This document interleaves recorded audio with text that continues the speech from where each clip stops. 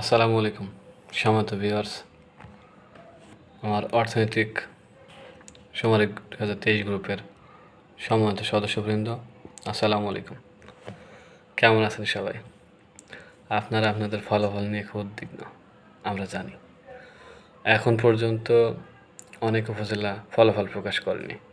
Even আমি যে জেলার বাসিন্দা অর্থাৎ ঝিনাইদহ, এই জেলার কোনো উপজেলা ফলাফল প্রকাশ করেনি, এমনকি হরিণাকুণ্ড উপজেলা ফলাফল স্থগিত করছে। অতি দুঃখের সাথে জানাচ্ছি। আরেকটা বিষয় আপনারা জানেন যে অনেক উপজেলাতে ইউনিয়নের পদত্যাগ চাওয়া হয়েছে, মিছিল হয়েছে, ইউনিয়ন পরিবর্তন হয়েছে, সমাজসেবা অফিসার অনেকগুলোতে পরিবর্তন হয়েছে।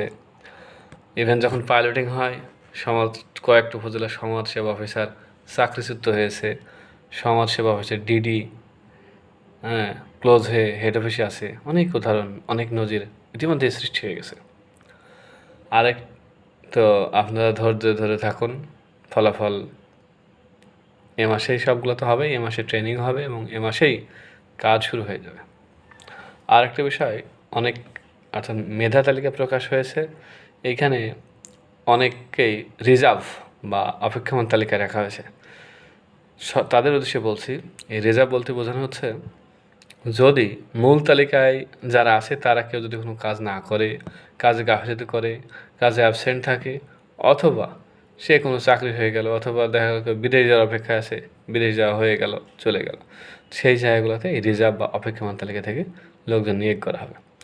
আর একটা বিষয় দেখলাম যে অনেক ওয়ার্ডে একজনকেও টিকায়নি।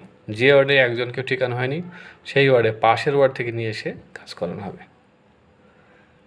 আচ্ছা, আপনাদের প্রশ্ন থাকলে আপনারা কমেন্ট বক্সে জানাবেন। আর আপনারা সবাই চেষ্টা করেন ফোন না দেওয়ার, SMS দেওয়ার চেষ্টা করেন বেশি। আর টাইম টেবিল আপনারা একটু মেনটেন করেন, রাত 1টা অথবা ভোর 5টা এই সময়গুলোতে ফোন দিতে হয় না মানুষকে। ঠিক আছে, সকলেই ভালো থাকবেন। আপনাদের জন্য দোয়া রইল। আল্লাহ হাফেজ।